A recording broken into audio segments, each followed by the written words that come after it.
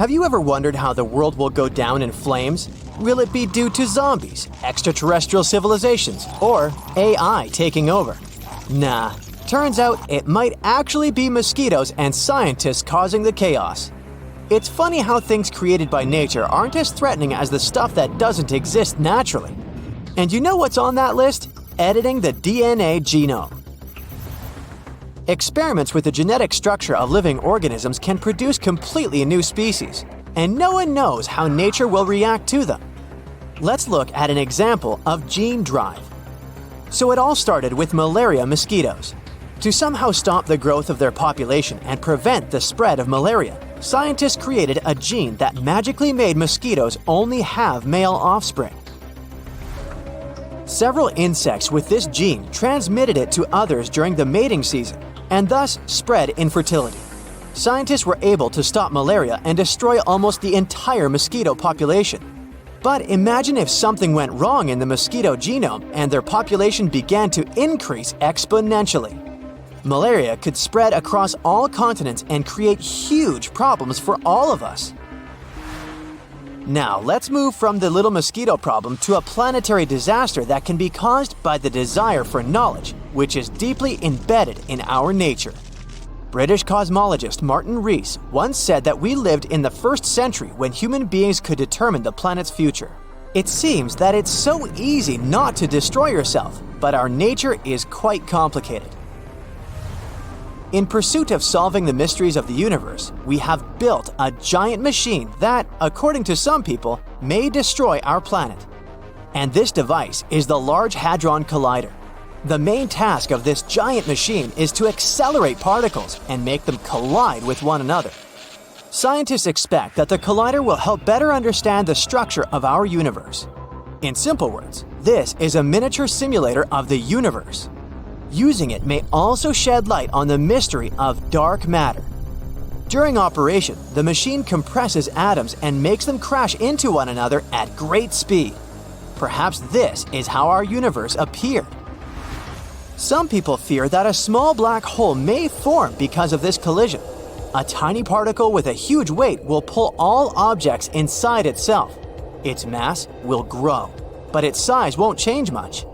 As a result, it will compress the entire Earth and turn it into a ball measuring a little more than 300 feet across. At the same time, our planet will still have the same weight. A powerful gravitational pull on such a small area of matter can form a black hole that might later swallow up our entire solar system. There are also theories that the Hadron Collider could open a portal to a parallel universe with creepy monsters that would enter our world. But of course, such theories have little to do with science. Scientists have already launched the collider several times, and as you can see, nothing terrible has happened. But there is a small nuance. With each launch, scientists increase the speed of particles. Who knows what will happen when they accelerate them too much? According to Martin Rees, the probability that Earth will become a black hole is very, very small. Particles with a much larger energy charge fly in space faster than in the Hadron Collider, and nothing catastrophic happens. Okay, now let's go back to our genomic games to see what else can happen if we continue experimenting with nature. The main problem might be an imbalance in ecosystems. In the 19th century, sailors accidentally brought mice to Gough Island in the South Atlantic Ocean. Rodents had no dangerous enemies there, so their population began to grow. Mice began to displace dozens of birds from their home. The rodents attacked the chicks and reduced the population of entire species. Trying to save the birds, scientists decided to get rid of the mice, but these little creatures still managed to survive. As a result, the balance of the whole ecosystem was disrupted. Using gene drive to get rid of one species can lead to uncontrolled population growth of another. Imagine that malaria mosquitoes controlled the population of some flies. And what would happen if these flies lost their main natural enemy? The population of these flies would start destroying other species, and it would begin a chain of destructive events. All this suggests that playing with things that don't exist in nature is very dangerous. We worry a lot about how artificial intelligence can take over the world and eliminate us. Still, at the same time, we don't pay attention to our actions. Genome editing can lead to positive consequences, such as the appearance of healthier people, and destructive ones, like the creation of artificial bacteria that can cause serious health problems. In general, destroying other species is a trait inherent in humans. Because of our actions, many animals have disappeared from the face of the earth. Moreover, we even destroy each other. Such aggressive behavior is our nature. And artificial intelligence doesn't have anthropomorphic properties. Its logic may be completely different from ours, and instead of destroying people, it might strive to save them. And we have something to save us from. Remember the giant asteroid that erased more than half of the living creatures on Earth? The fall of the space rock caused a massive blast wave, a tsunami, earthquakes, and dust clouds that covered the sun. Dinosaurs and other animals couldn't survive in such conditions. But what if something similar happens these days? Fortunately, we're better prepared than dinosaurs.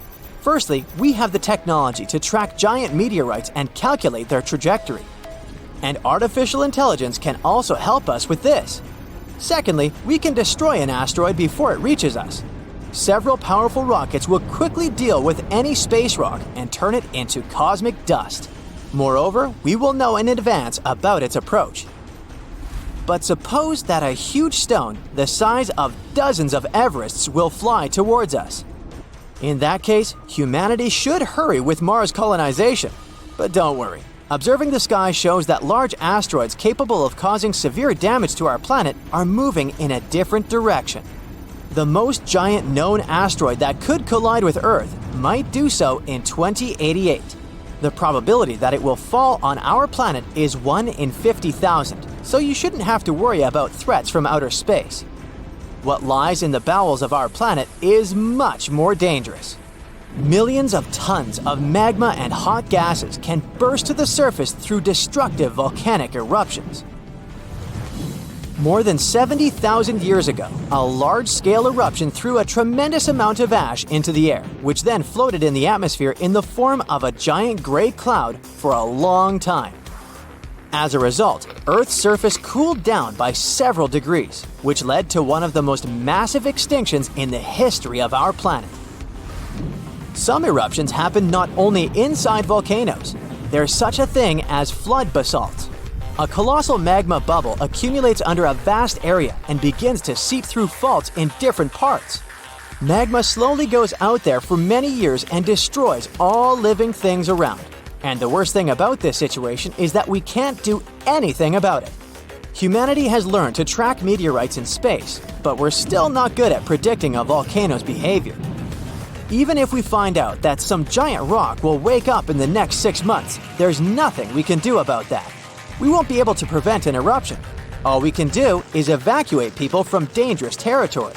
We have no protection against earthquakes, and even more so, we can't stop the emission of ash into the atmosphere. It's possible that artificial intelligence will help us with this in the future, but right now, we're powerless.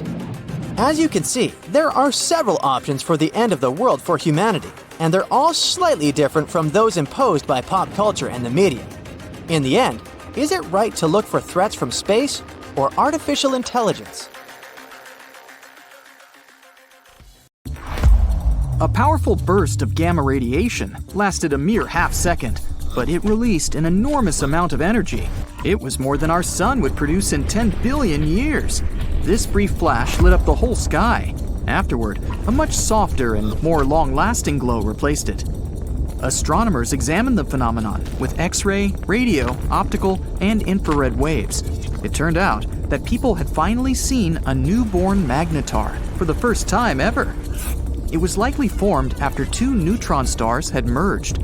It resulted in a kilonova, one of the brightest and largest stellar blasts. Its light finally reached our planet on May 22nd, 2020. Imagine a massive star, at least 5 times the mass of our sun, reaching the end of its life. It might be because it's run out of its nuclear fuel. If it happens, the star starts to cool off. The pressure inside drops, and the gravity starts to squeeze inward. And then, more than 1 million times the mass of our planet collapses within 15 seconds. It happens so fast that an enormous shock wave causes the outer part of the star to blow up. It produces a blinding burst of light. This powerful blast is called a supernova. What's left behind is an incredibly dense core with a huge cloud of hot gas, called a nebula, expanding around it. If the star has been massive enough, more than 10 times the size of the Sun, it's likely to turn into a black hole. If not, it turns into a neutron star. It's basically a giant nucleus, the central part of an atom. These stars are mostly made up of neutrons and are rarely larger than 20 miles across. For comparison, our Sun is almost 865,000 miles across, which is 109 Earths put side by side.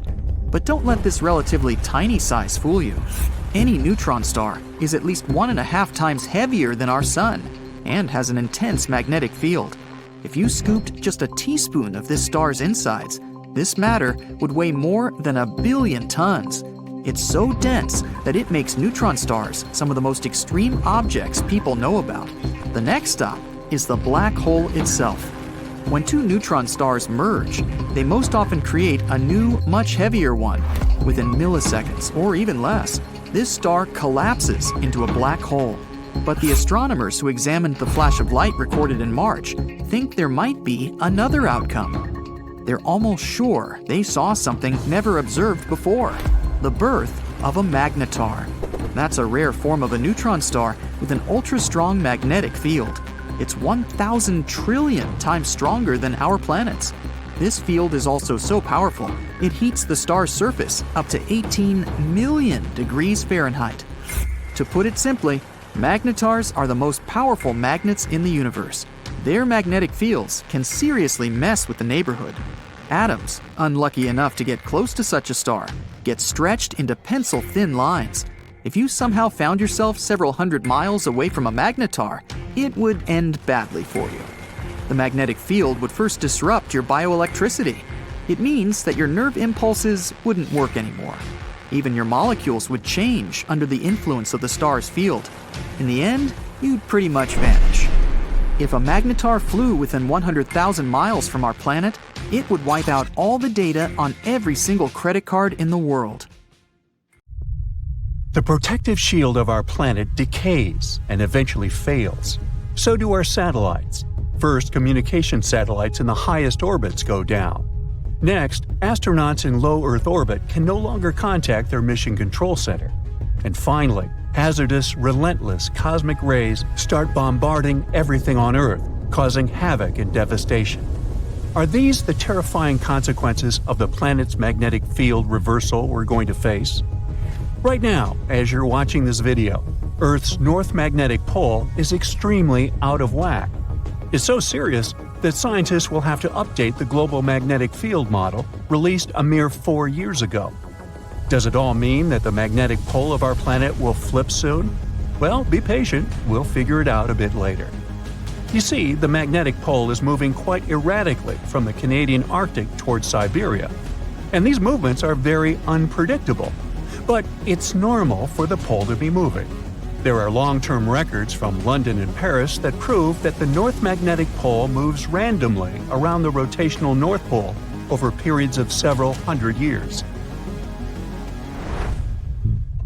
But the most astonishing thing about its movement is that it's speeding up. Around the mid-1990s, the magnetic pole unexpectedly accelerated from a bit over 9 miles to 34 miles a year. And recently, the pole crossed the international date line, moving toward the eastern hemisphere. The European Space Agency launched extremely accurate magnetic field satellites in 2013. Thanks to them, researchers have superb data they can use not only to make magnetic field maps, but also to update them every 6 to 12 months. That's how they were able to notice that the core field was weakening too. It might be a sign that the planet's magnetic field is about to flip. To understand this process better, we need to figure out how the core field works. Let's say we've got a bar magnet that runs through the center of our planet and has a north and a south pole. This magnet is incredibly strong, representing about 75% of the intensity of our planet's magnetic field at the surface. Our bar magnet is not only moving, but is also getting weaker, by about 7% every century.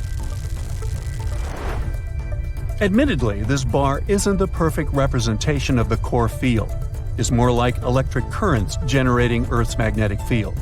Still, this model makes it easier to see what's happening to our planet now.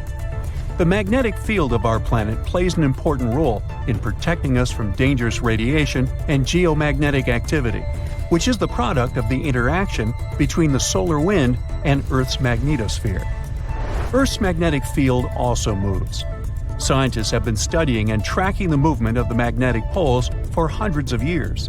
The historical motions of these poles indicates changes in the global geometry of the magnetic field of our planet, and they may point to the beginning of the field reversal too.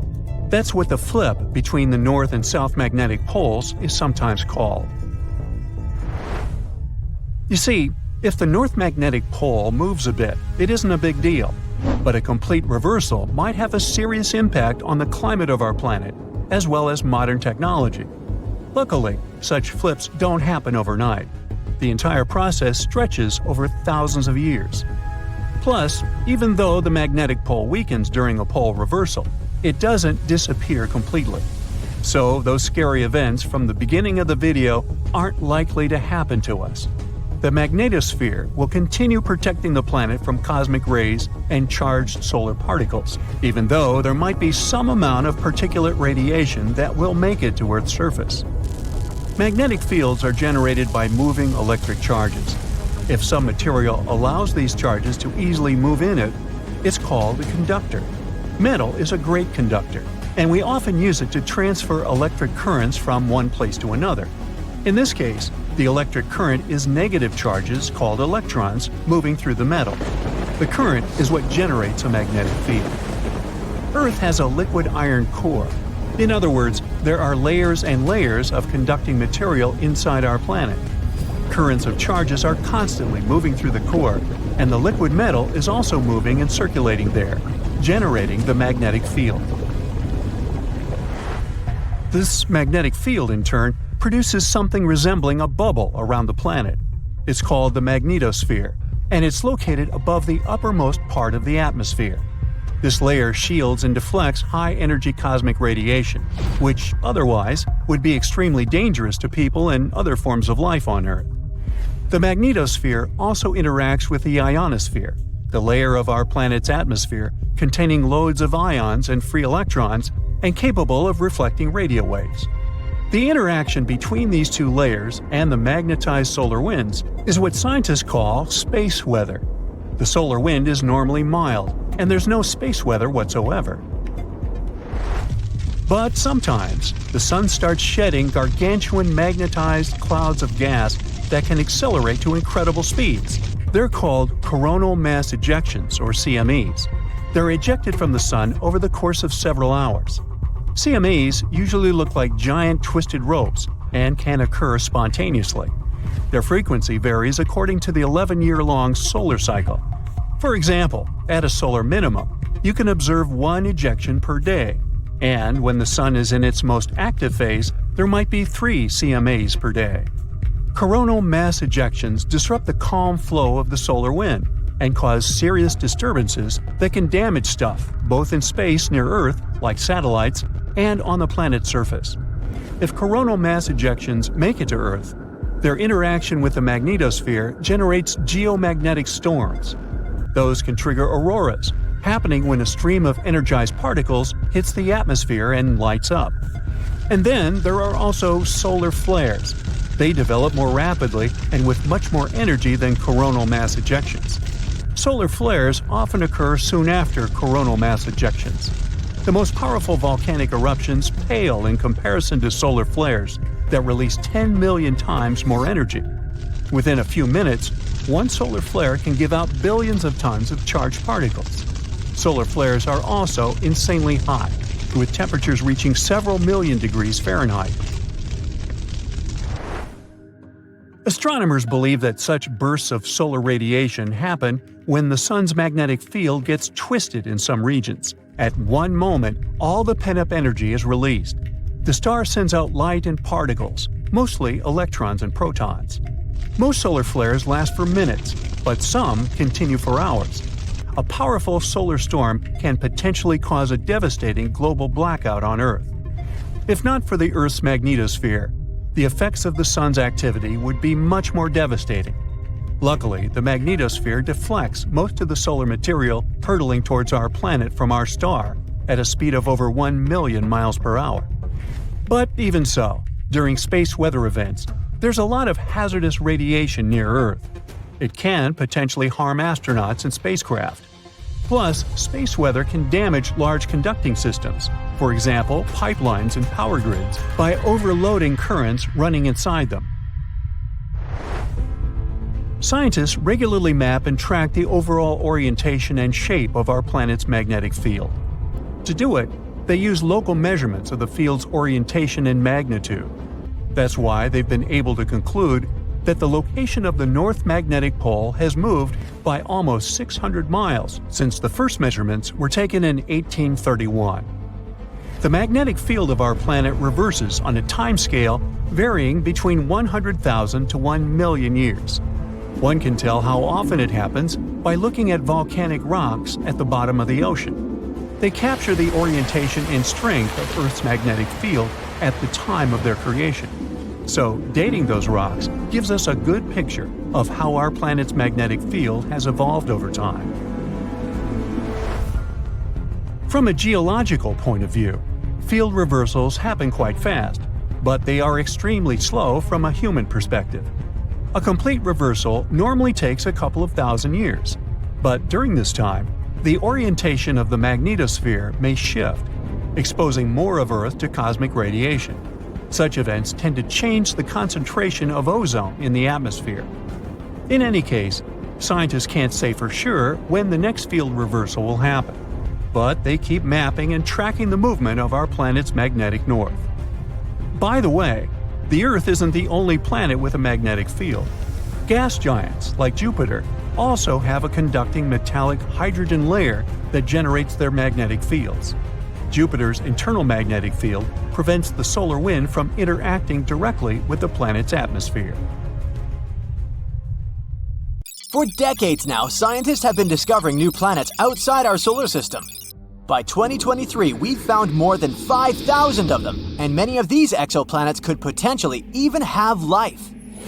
Now, if you're ready for a wild ride through space, let's find out what potentially habitable planets we've discovered in the last few years. LP890-9b and LP890-9c. Buckle up because we're heading to LP890-9, a red dwarf star located a whopping 105 light-years away from Earth. This star is quite cool compared to our Sun, in terms of temperature, of course. It has a temperature of about 4,700 degrees Fahrenheit. Now, this little guy may be small, but it's packed with surprises. For example, 2 exoplanets orbiting around it. Moreover, both of these planets are likely terrestrial, meaning they are rocky, just like Earth. First up, we have LP90-9b, which was discovered in 2022 using the TESS telescope and later confirmed by the Speculoos telescope. This planet is a super-Earth, weighing in at about 13 times the mass of our own planet. It's also slightly bigger than Earth, with a radius about 1.3 times larger. And if you thought Mercury's orbit around the Sun was quick, just wait until you hear about LP890-9b.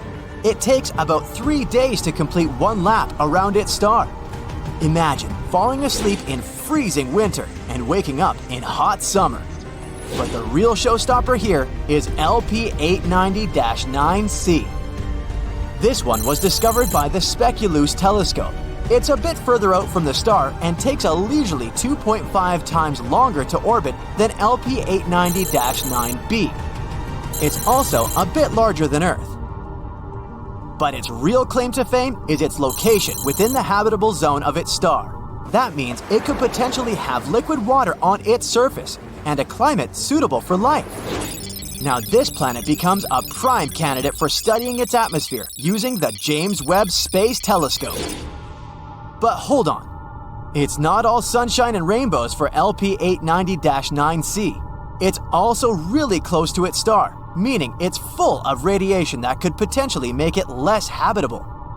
And to top it off, It's tidally locked, just like our moon. That means one side of the planet is always facing the star and is incredibly hot, while the other is always in the dark and really cold. Scientific models suggest that this planet could be more like Venus in terms of its atmosphere and climate. And Venus isn't known for being human-friendly. But despite these challenges, LP890-9c is still a fascinating exoplanet worth studying further. Who knows what secrets it may hold? Let's move on to the next candidates. GJ1002b and GJ1002c. An international team of scientists, led by researchers at the Instituto de Astrofísica de Canarias, has found two Earth-like planets just 16 light-years away from our solar system. They both orbit a red dwarf star called GJ1002. Our Sun is a yellow dwarf, which means that GJ1002 is much cooler and fainter than our own Sun. But that's okay. Both planets are very close to its star, so it shouldn't be too cold or dark on them. These planets, called GJ1002b and GJ1002c, are both in the habitability zone of their star, meaning they could potentially support life. Also, both of them have masses similar to that of Earth. GJ1002b is the inner planet and takes about 10 days to orbit its star, while GJ1002c takes a little over 21 days. These planets are great candidates for studying their atmospheres and could even be targets for future missions to search for signs of life. The most important thing is that these two planets could potentially support life, and that's pretty cool. Plus, the fact that they're located so close to us means that we might be able to visit them someday. Well, maybe not us personally, but And maybe one day, we'll even find some extraterrestrial life on one of these planets. Now that would be out of this world. But moving on to the next one. Kepler 1649c. Kepler 1649c, also known as the Lost Exoplanet, was rediscovered in 2022 by scientists using data from NASA's Kepler spacecraft. This exoplanet is located about 300 light-years away from Earth and orbits a small, cool star called Kepler 1649. It's about the same size as Earth, and just like the previous ones, it's located in the habitable zone of its star. Initially, the data about this planet was discarded. A special computer program called RoboVetter, written to automatically sift through the volumes of Kepler data, labeled this candidate as a false positive. In other words, the program thought it was just some kind of an error or interference. Fortunately, the researchers double-checked such things, and when rechecking the data, they managed to rescue poor Kepler 1649c. Now we know that this is a terrestrial planet just like Earth, and if it really does contain water, there could even be life there. But don't pack your bags just yet. There are still many unknowns about Kepler 1649c. For example, we don't know what its atmosphere is like or what kind of surface it has. It's also possible that the planet is tidally locked, just like LP890-9c. That would be, unpleasant. That's why Kepler 1649c is definitely worth further study. Maybe it turns out to be a perfect place for us to set up a vacation home in the future. Just make sure to bring plenty of sunscreen since the planet is pretty close to its star and things could get pretty toasty. Kepler 1638b. This exoplanet is located about 5,000 light-years from Earth in the constellation Cygnus. It's also located in the habitable zone of its star. It was discovered in 2020 by the Kepler spacecraft through the process called transiting. They basically take a bunch of photos of the star at different times. After that, the programs analyze these photos and look for small spots and dots on them. These tiny dips in brightness may mean that a planet was passing by the star. Kepler 1638b is a bit of an oddball compared to most exoplanets we've found so far. It's about 4 times the mass of Earth and has a radius about 2 times that of Earth, making it a super-Earth exoplanet. Its orbital period is about 260 days, which is quite close to our Earth, and that's great. Finally, at least somewhere, winter and summer will flow normally. Kepler 1638b could have some liquid water there. That's why it's also a good candidate for further study, to see if it could potentially support life. Let's hope that we'll find out more about this planet in the future. And finally, the last one. Kepler 438b. Kepler 438b is an exoplanet located approximately 640 light-years away from Earth in the constellation Lyra. It was discovered in 2015 by the Kepler Space Telescope. One of the most interesting things about Kepler 438b is its size and location. It's about the same size as Earth and also orbits within the habitable zone of its star. But there are a few catches. For one, Kepler 438b orbits around a red dwarf star, which are known for their high levels of solar radiation and flare-ups. This could make the surface of the planet too hostile for life as we know it. In addition, Kepler 438b has a much shorter year, only around 35 Earth days long. This could lead to extreme temperature fluctuations on the planet's surface, but maybe it's home to some hardy extraterrestrial life forms that have adapted to its unique conditions. Or maybe not. Either way, it's definitely worth keeping an eye on. This is a small list of exoplanets that we've discovered in recent years. Now, with the use of new technologies, we'll be able to find new exoplanets much more often. Let's hope that at least a few of them will really be inhabited.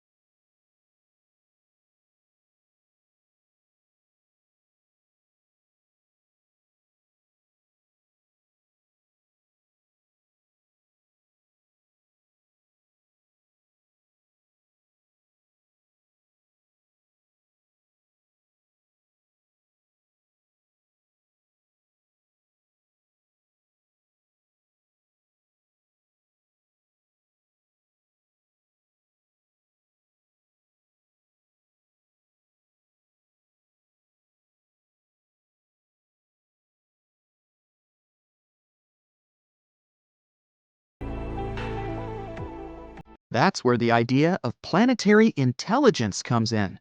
Just like individuals and groups can be intelligent, so can an entire planet. Researchers believe we should measure the planet's intelligence by its ability to keep itself going forever. And just like how humans need to work together to survive, a planet's collective intelligence is measured by the capacity of all the life on it to work together towards this same goal. It's like the planet is a complex system that knows how to take care of itself. Like forests. They can share nutrients through their secret underground networks of fungi. This helps all the trees stay healthy. We can obviously learn a lot from forests. If we jump into the fantasy universe while looking for intelligent, conscious planets, we'd definitely choose Mogo from Green Lantern. It's a specific planetary entity that can do things like changing its weather and altering gravity, plant growth, or some other surface conditions. Or how about the stunning Pandora from Avatar? Do you remember the fascinating scenes of flora and fauna there? With organs that might remind you of tentacles. They enable creatures to interlink with each other on a neural level. It's like the entire planet is like one giant brain, with many smaller trees, creatures, and its other pieces as its cells. We're far from that, but it's still nice to imagine. At the moment, our civilization is in the stage scientists named an immature technosphere. That means we're still too focused on using technology that doesn't always do good for our planet. We don't have a planetary intelligence or a collective understanding of what needs to be done to do better for our planet. Instead, we're all just doing our own thing. I mean, we're not at the worst stage. Researchers have come up with 4 stages of Earth's past and future to explain how planetary intelligence could impact the long-term future of humanity. The first stage is what we call the immature biosphere. It's when life first started on Earth, billions of years ago. Only microbes were there on the bare land without any vegetation. There wasn't any global feedback, which means these microbes couldn't yet affect Earth, its atmosphere, or other systems in any way. The second stage is the mature biosphere, which was 2.5 billion to 540 million years ago, when stable continents formed and the biosphere started to have a strong influence on the Earth.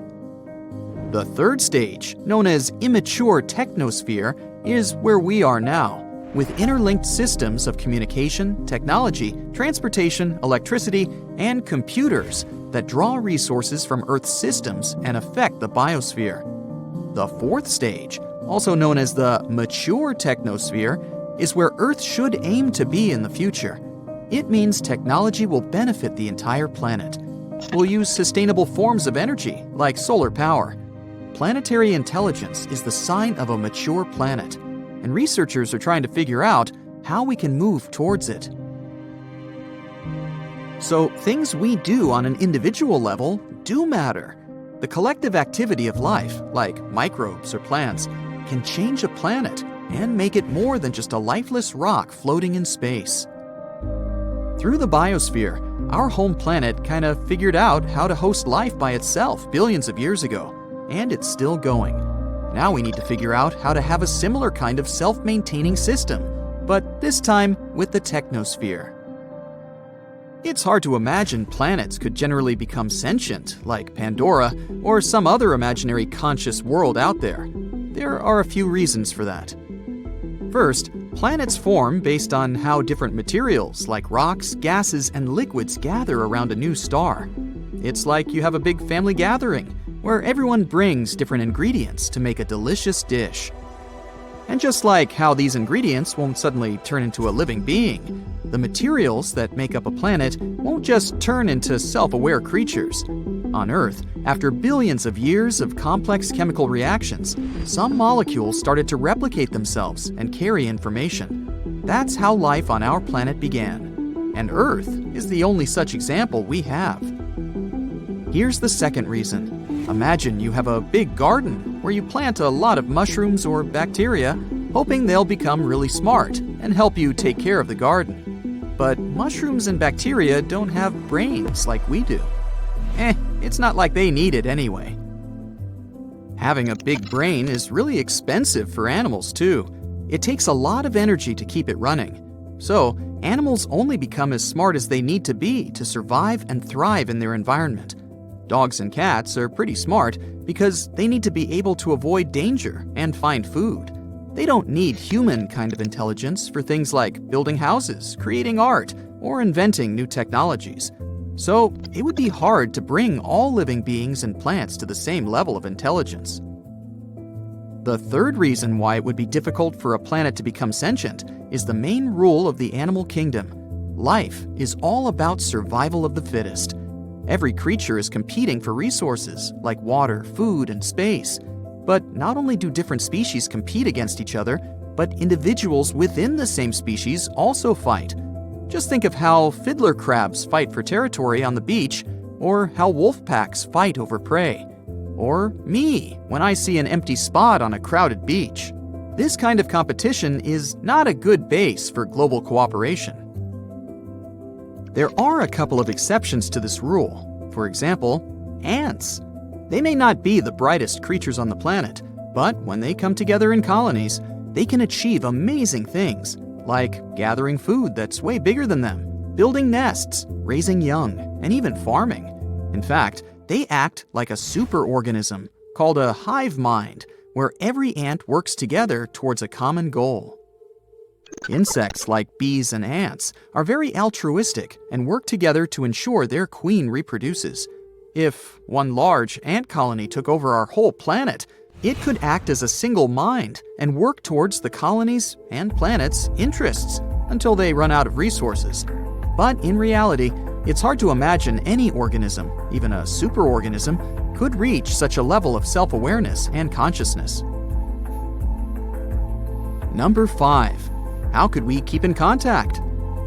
When it comes to communication, ants use pheromones and humans use nerves. Both of these methods work well for small organisms, but when it comes to a giant planet-sized entity, it would be hard to make such communication fast and efficient. So, communication within a planet-sized entity would be much slower than what we have in our homes, like our computers or smartphones. Oh well, we'll just continue dreaming about Pandora.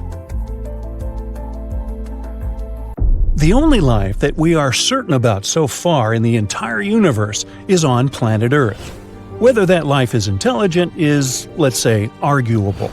But anyway, it's not surprising that we're tirelessly searching for life on other planets. So far, they've discovered more than 4,000 of them. But what's even cooler, NASA has compiled a new list of 24 planets that aren't just Earth-like, they're better. The conditions on them are so good that they're more comfortable than on our planet. So let's examine some of them. KOI 5715.01. Let's be coy, shall we?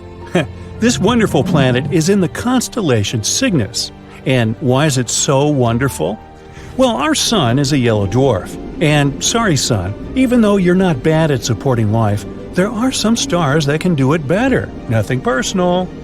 The planet KOI 5715.01 orbits near an orange dwarf. Orange dwarfs are stars slightly smaller than our sun and have a little lower luminosity.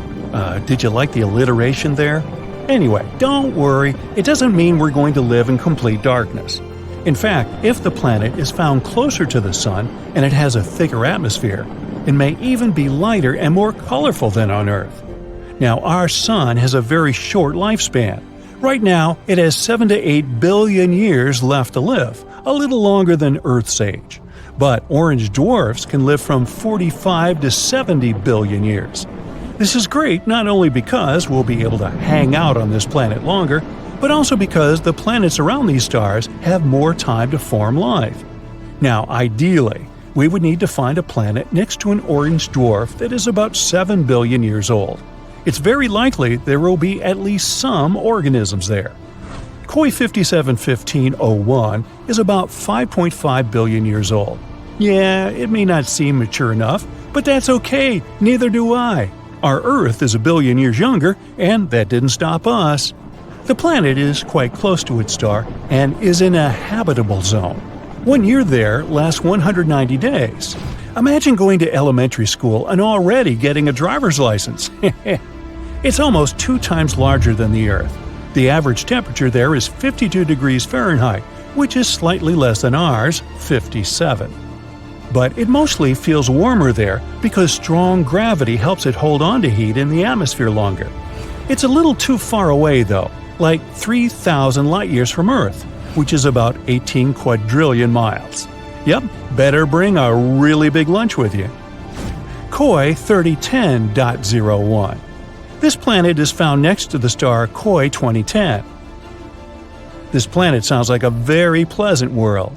The average temperature on this planet is 67 degrees, so a little warmer than ours, but that's a good thing. Scientists believe that on a perfect planet, the temperature should be just about 10 degrees hotter than on Earth. The more heat there is on the planet, the more comfortable it is to live there. Also, the higher chances of developing life. The radius of this planet is nearly 1.5 times larger than Earth. There's some atmosphere, although we're not yet sure about its composition, but it's probably like the Earth's. Scientists think that we'll find an ocean there, and it can cover up to 60% of the surface, which is also cool. In a perfect world, water and land should be distributed more evenly than on our planet. A little more land means a little more territory and resources, right? But listen, this planet is actually very similar to the Earth. The semblance is so striking that scientists believe we have an 84% chance to find life there. Of course, not necessarily an intelligent life, but at least some animals. Wouldn't that be cool? Now, what do you think they could look like? Very Earth-like planet, but with stronger gravity. Well, if someone lives there, they're probably big but have a small height and strong little legs. Sounds adorable and scary. But we won't be able to find out the truth anytime soon. So far, for us, these planets are microscopic dots in space. We only have some dry, boring data about them and don't even know what they look like. We'll have to wait until we can find a way to get closer to these planets. Kepler 186f. This is also one of the best candidates for having life. This rather cute planet was nicknamed the Earth's cousin because it does have a strong resemblance. Anyway, these two planets are like sisters, not twins. Kepler 186f rotates near a red dwarf. Red dwarfs are stars even dimmer and smaller than orange dwarfs. Yeah, they'll also live for a very, very long time, but their luminosity is also quite low. However, Kepler 186f is closer to its star than we're to our Sun, so it shouldn't be too dark there. Well, at least not night-like dark. The sky on this planet is sure to be an unusual shade of red, like sunsets on Earth. What do you think? Would you like to live on a planet with an eternal sunset? The size of this planet is about the same as Earth. Not bad, not perfect. Why so? Because the coolest planets are those that are bigger than Earth and have stronger gravity. Now you'll probably say, but wouldn't it be harder to walk there and even harder to get out of bed on Monday? Of course. But on the other hand, this planet will pull the atmosphere better. The atmosphere will be thicker and denser. This means more protection from the scary space stuff, more oxygen, and more heat. Not to mention the fact that the bigger planets have more space to settle. Awesome, right? But of course, the Earth's size is also an excellent choice. Another cool fact is that the tilt of Kepler 186f is about the same as ours. It means that there should be stable seasons and a normal day-night cycle. Do you know how important the tilt of the planet is? Let's look at Mars. Mars is also, in fact, found in the habitable zone of our Sun, but its tilt is very unstable, and as a result, the entire ocean that could have been on it once now completely dried up. Today, it's just a red desert, and there's no life there. At least not as far as we know, but you see how important these tiny details are? This planet is also quite far away from us, 490 light-years. That's about 3 quadrillion miles. So yeah, we're just going to keep waiting for intergalactic travel. Kepler 62e and 62f. These planets were called the most Earth-like before we discovered Kepler 186f. They're very comparable to our home. Kepler 62e is about 1.5 times larger than Earth, and Kepler 62f is just slightly smaller than that. They're located in the constellation Lyra, which is about 1,200 light-years away from us. They both also orbit a red dwarf. 1 year on Kepler 62e lasts about 122 days, even less than on that first planet we talked about. Scientists believe that both 62e and 62f are sort of water worlds, warm places mostly, or even completely covered with water. If there is land there, it's probably just some islands. A world consisting entirely of islands. A fantasy dream for some, think Hawaii, and a nightmare for others, think Megalodon. But if you're a fan of ancient marine animals, just imagine how gigantic they could be there. Still, there are many things we don't know about this planet. Does it have a surface? What about its composition, density? One day, maybe we'll be able to answer these questions. And so, that's it for the super-Earths. Of course, the original list is much longer, and you can go check it out on the internet. Now, the best thing about all this is that these are planets that are better than the Earth. But we also know thousands of other exoplanets that are just close enough to ours. And the odds are, a few of them have at least some form of life. But they're very, very far away, so we have no way to check it out right now. Perhaps, down the road, we'll find some cool creatures on many of them. Just recently, our Sun unleashed a supermassive solar flare. And it was the most intense one in 7 years.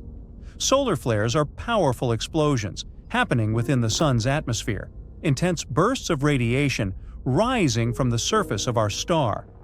How dangerous are they for us? Let's figure it out. Solar flares can indeed affect life on Earth, disrupting everything from power grids to GPS. They can have an impact on spacecraft and astronauts. They produce auroras, painting the sky with vibrant colors near our planet's poles, which is actually not a drawback but a very beautiful view. The most recent flare, part of a series of flares, was classified as an X6.3 event. This classification is based on the X-ray brightness of solar flares. There are 5 classes of solar flares, with A being the weakest and X the most powerful. Each class also has 9 subdivisions, from 1 to 9. The flare in question wasn't as monumental as the flares of September 2017. Those included an X9.3 and an X8.2.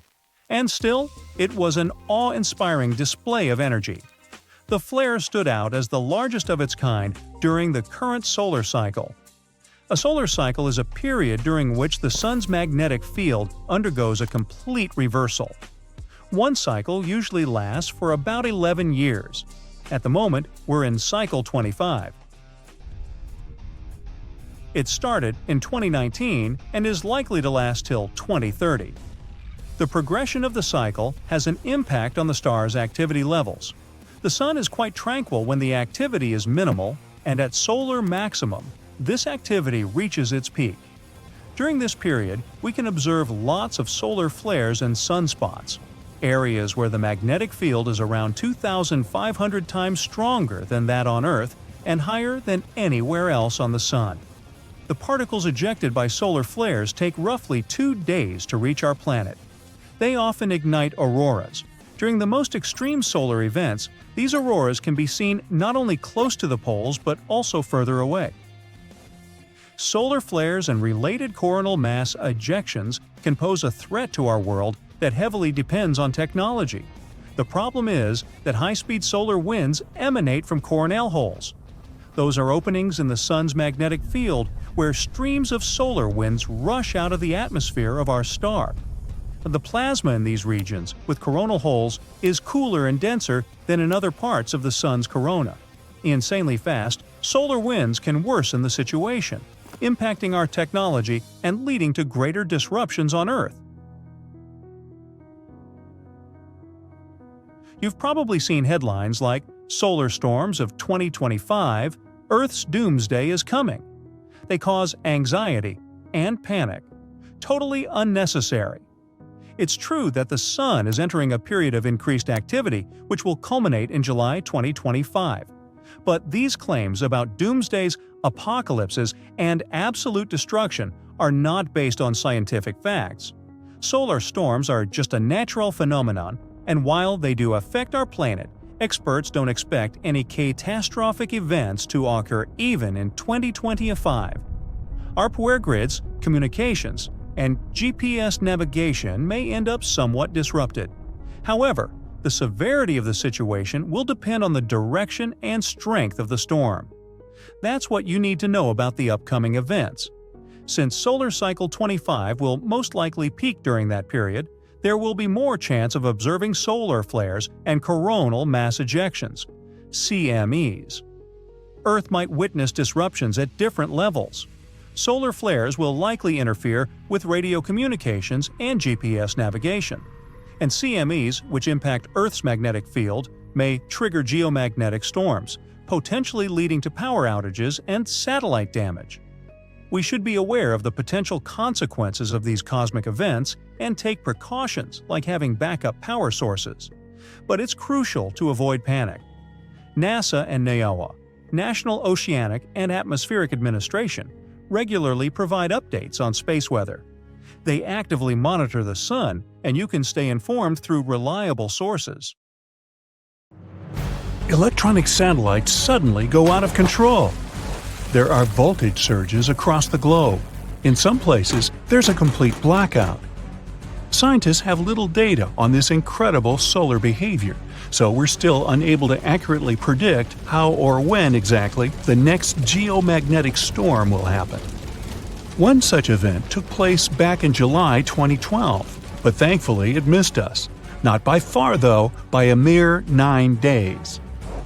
Just to give you a glimpse of what nearly happened, I need to explain some astronomical basics.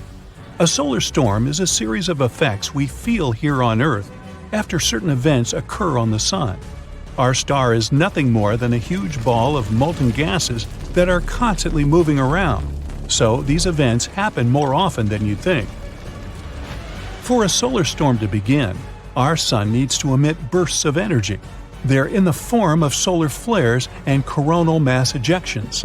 These two phenomena send electrical charges and waves of magnetic fields toward the Earth at an astonishing speed of about 3 million miles per hour.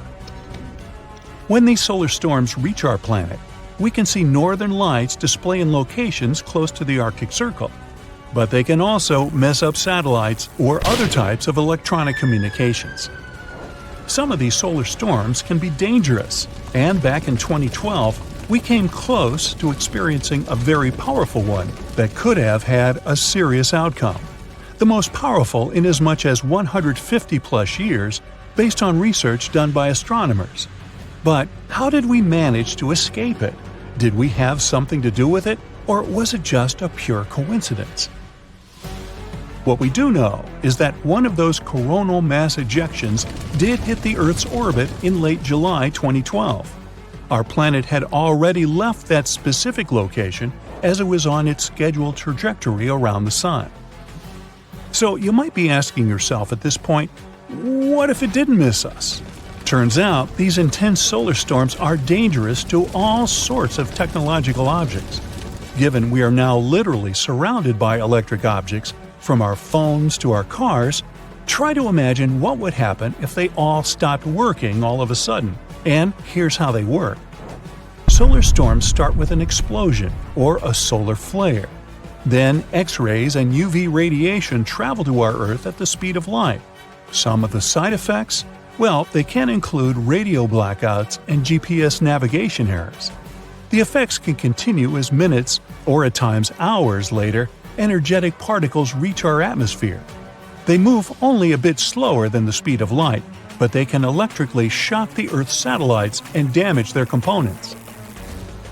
Lastly, about a day later, clouds of magnetized plasma reach us as well. They can cause huge power blackouts, more or less paralyzing everything with an electrical plug.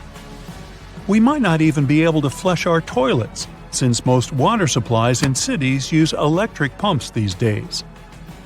The effects of these geomagnetic storms would be different around the world, though. Solar storms are curious by themselves, but why do they affect some locations on Earth more than others? Based on recent research, geology has a lot to do with it. But I need to take you back a bit to paint you the bigger picture. Buckle up, because we're taking a trip in the time machine to a time when the moon didn't even exist yet. 4.6 billion years ago, our solar system looked a lot different than it does now, and that's putting it lightly. Hundreds of new planets began to form around the new sun. Planets like our own Earth, Venus, or Mars were still hurtling around the cosmos. Back in the 1970s, an astronomer named Donald R. Davis developed a theory that said the moon was born when another planet hit a newly formed Earth about 4.5 billion years ago. He also indicated that it might have been the size of Mars and later named this planet Theia. It's difficult to imagine what that impact might have looked like, even with the equipment we have these days. The astronomers suggested the giant impact hypothesis, trying to piece together this mystery. After running into our planet, the outer rocky layers of both Earth and Theia were projected into a circle of cosmic matter. Out of this debris, what we now know as the Moon was born. The Earth's core has apparently consumed Theia's iron core, that is, if it had any. Our planet also got into the position it occupies today.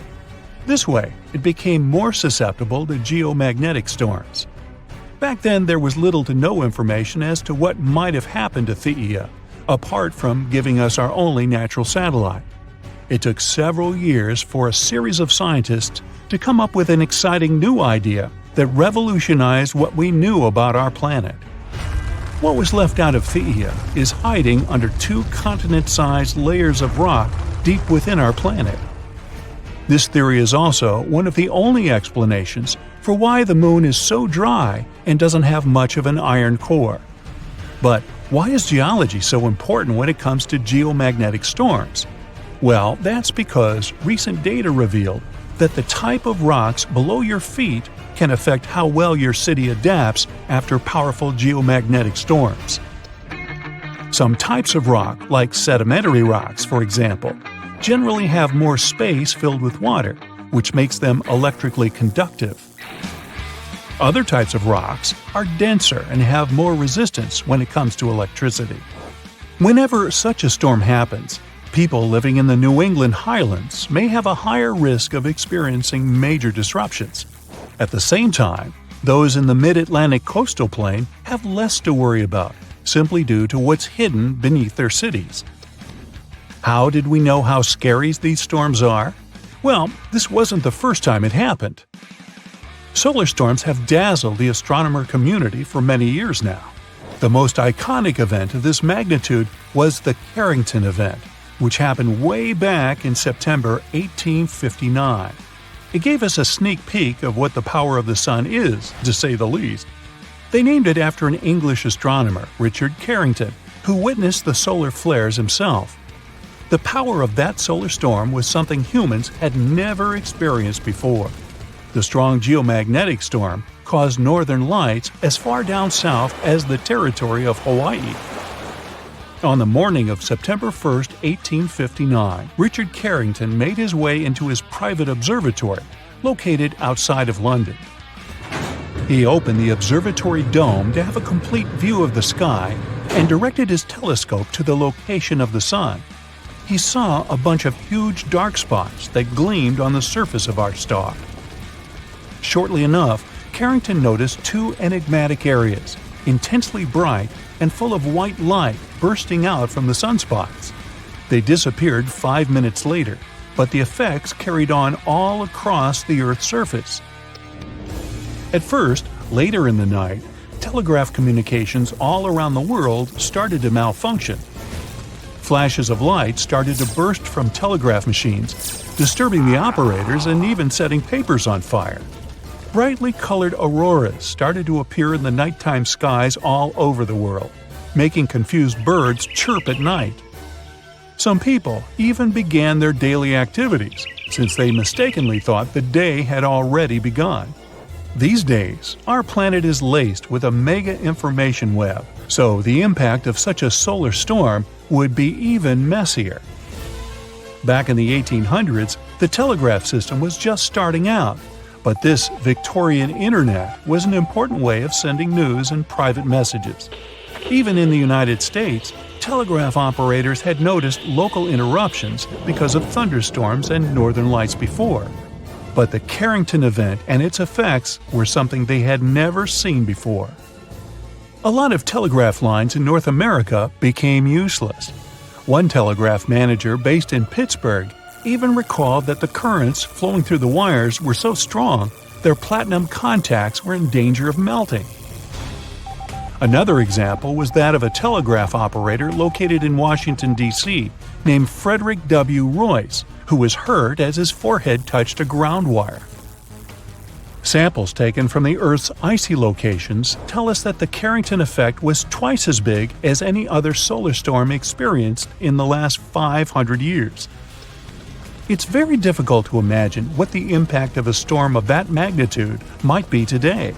But based on a 2008 report drafted by the National Academy of Sciences, it might cost us between $1 trillion and $2 trillion in damages. There are things we can do individually to help reduce the amount of damage, though, like buying a generator or installing a backup energy supply. This can be either a solar panel or a wind turbine. More so, we can equip our houses with surge protectors that connect to our electrical panels and can save us from lightning and other power surges. The simplest solution of them all? Just unplug all the devices you're not using at any particular moment. If they aren't connected to a power source, they can't be affected by any surges. Let's cut the Earth in half. You can see all of its layers. Here's the inner core. It's about 40 times hotter than the inside of your oven. That's the mantle. an ocean of hot lava. Here comes the crust of the Earth, the solid surface on which our civilization lives. But if you look up, there are many layers besides the atmosphere and the ozone layer. Scientists recently discovered a strange bubble here, which protects our planet from radiation. And nope, it's not the Earth's magnetic field. This bubble is made of radio waves. Our planet grows like a Christmas tree in the radio spectrum. But we're interested in low-frequency waves, the ones that let us keep in touch with submarines. So, radio waves are like light waves, or regular ocean waves. Look at this one. The distance between the two peaks is the wavelength, and the number of these waves over a period of time is the frequency. For example, there are 10 waves in this interval of 1 second. So, can you guess the frequency of this wave? Yep, it's 10 Hertz. Cell phones use waves with a frequency of 300 to 3000 megahertz. So, add 6 more zeros to that number. But waves of that frequency don't penetrate barriers well. Think of how you lose your cell phone connection when you're driving through a tunnel. That's because there is metal inside. It's a conductive material that weakens the radio waves a lot.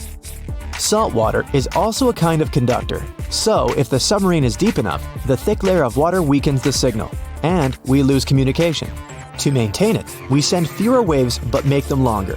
In the same amount of time, the frequency of the short waves will be much higher than the frequency of the long waves. That's why they're called very low frequency waves. But, as it turns out, these waves travel all over the Earth and even into space.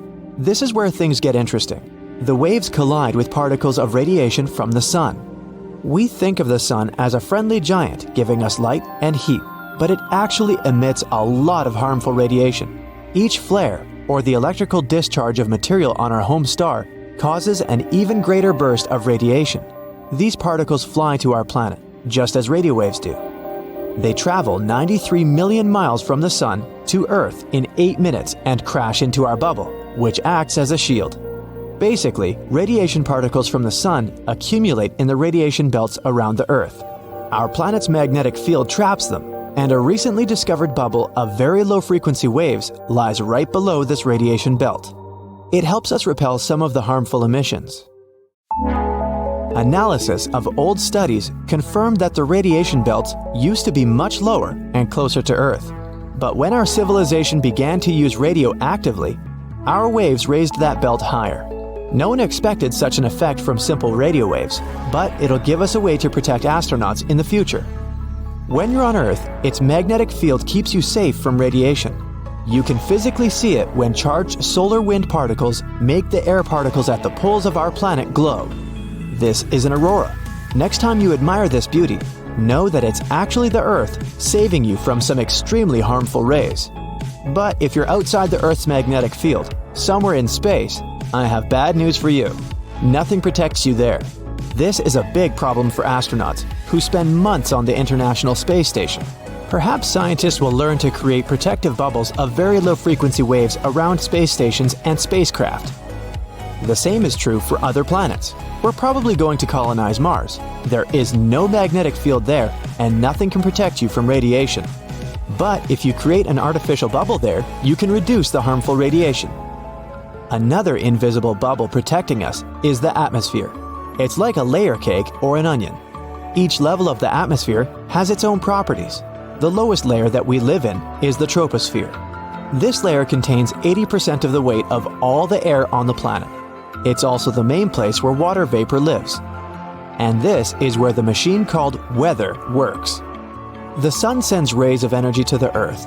Our planet's surface reflects them and heats the air in the troposphere. This makes it move and change places with the cold air, so all the wind, cyclones, storms, and tornadoes only happen in the troposphere, up to about 7.5 miles high. That's why commercial planes fly at an altitude of around 6 miles. The wind or other bad weather conditions hardly affect this area, and the air here is not as dense as it is down on Earth. Flying 1 mile above sea level is like moving through a biscuit. It's hard, but at a 6-mile altitude, flying feels like moving through light whipped cream. The plane almost feels no resistance, so it's a win-win. They save fuel and keep the passengers safe. A couple of significant downsides are that it's very cold and you can't breathe there.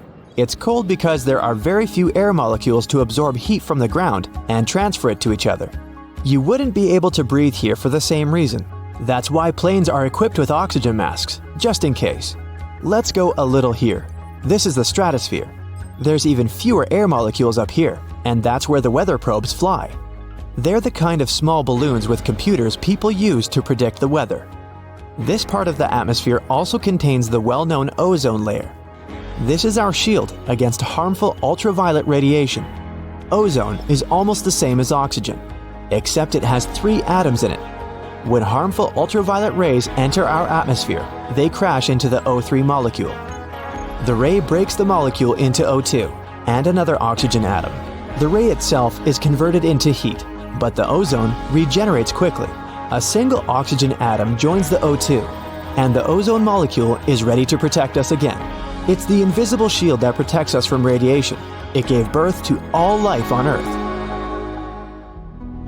As our civilization developed, we started to emit freon gas into the atmosphere. We used to fill our old refrigerators with it. A single chlorine atom would detach from a freon molecule when in the air, and then it would bind a single oxygen atom. Now, the ozone can't regenerate like it used to. Fortunately, we banned the use of such harmful gases, and the ozone layer began to regenerate. Scientists expect it to fully recover in the middle of the 21st century. The stratosphere ends at about 31 miles. The next layer is the mesosphere, the coldest of them all. On average, it's about negative 140 degrees Fahrenheit. That's 5 times colder than your freezer. This is the layer of the atmosphere where incoming meteors start to ignite because of friction in the air. Then they will eventually burn up completely. The air here is too thin for airplanes or balloons to fly, but it's still too dense for satellites. So, this layer of the atmosphere is not well studied. The next layer extends from 55 miles above sea level to about 500. That's a little more than the distance between Las Vegas and San Francisco. Kármán line is situated in this layer of the atmosphere. This is the boundary between our planet and space. The thermosphere is where all our spacecraft and satellites fly. It's also home to the International Space Station. The temperature rises extremely. The air here is about 10 times hotter than your oven can produce. It's all due to solar activity. But you would never be able to feel this heat. The air molecules that carry the heat here are so small that you would literally float between them.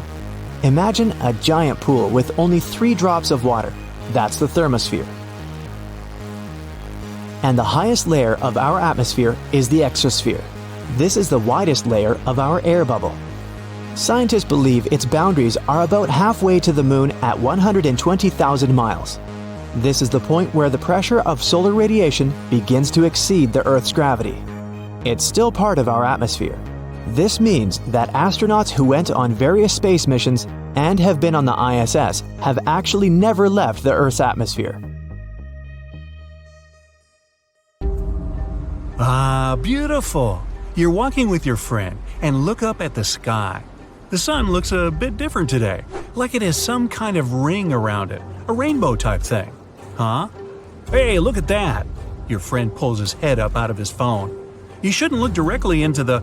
Stop everything, he says. It's a sun halo.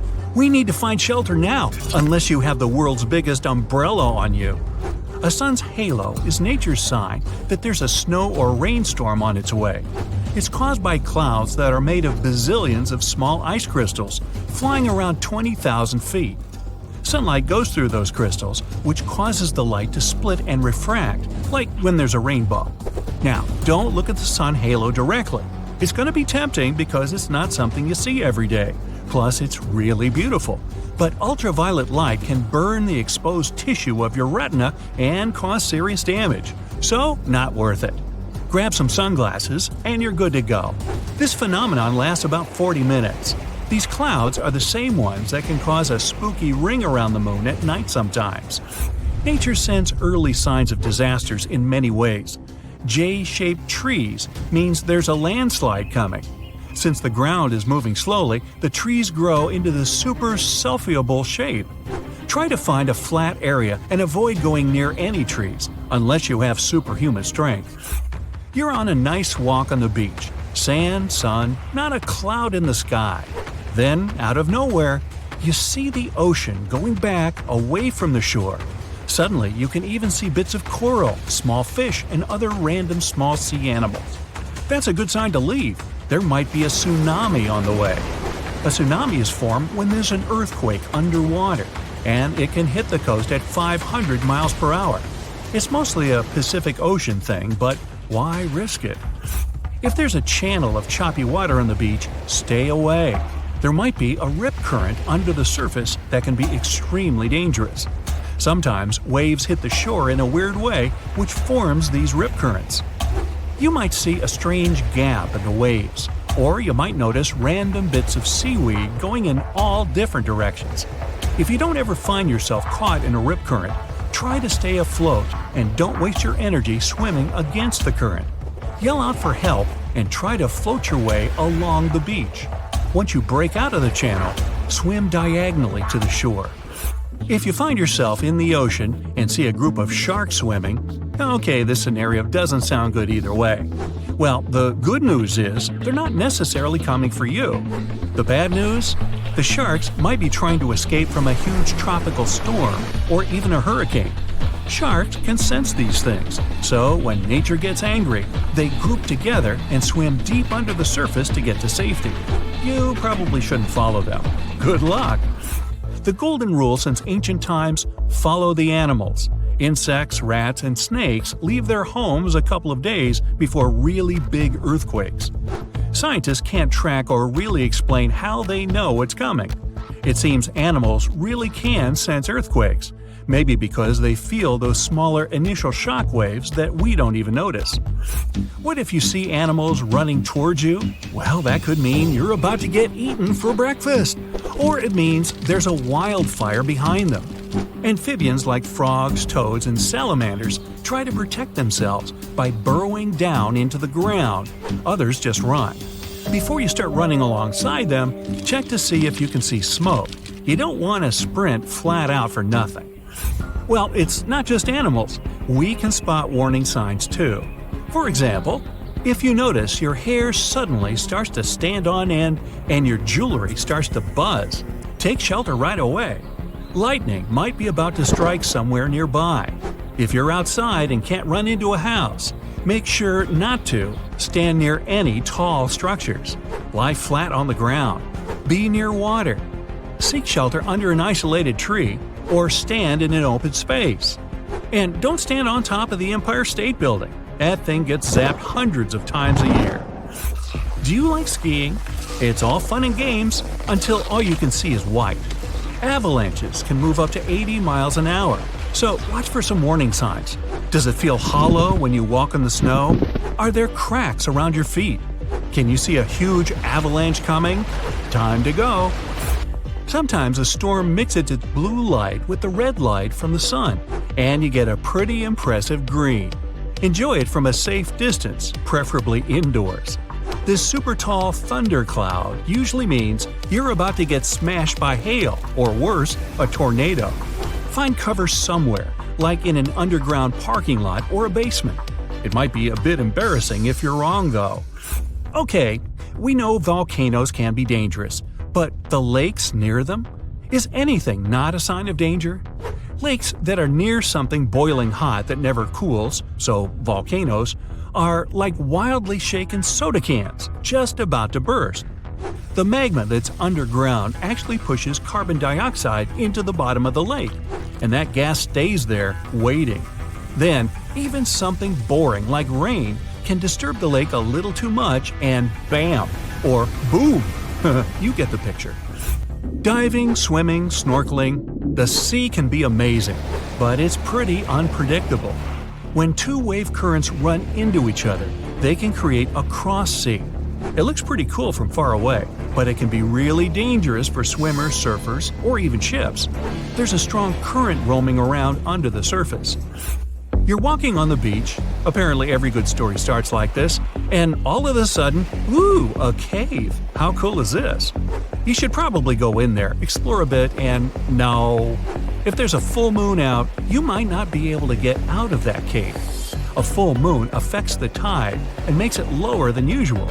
That cave might be more accessible, but instead of an exciting adventure, you could end up trapped in there until the next full moon. Bring a big lunch. A wall cloud is one of those things you're both excited and scared to see.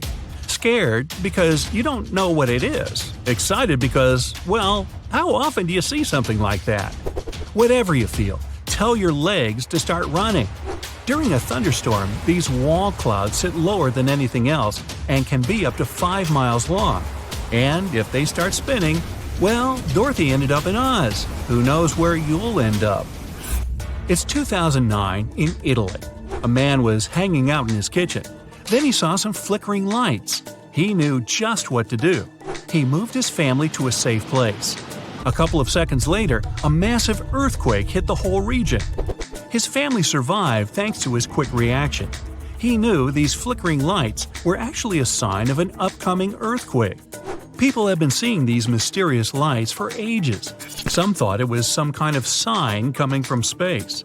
Scientists never used to take them seriously, but after the invention of photography, more and more evidence of these strange lights appeared. Soon, they realized the connection. The lights appear, and pretty soon, the earthquake hits. After a bit of digging around, they actually found some records of these earthquake lights from hundreds of years ago. There were bluish flames coming out of the ground right before an earthquake. Ooh, creepy. Oh, ocean, come on, not you again. Okay, but just one more. If you see the oceans turned all reddish-brown, don't go in the water or anywhere near it. This red tide is caused by toxic algae and is something you can find all over the world. That toxic algae can be there even if the ocean's a normal color. Getting that stuff all over you can cause some health issues. Rinse yourself off in fresh water as fast as you can. You know, they even wrote a holiday song about it. Algae Home for Christmas. No, really.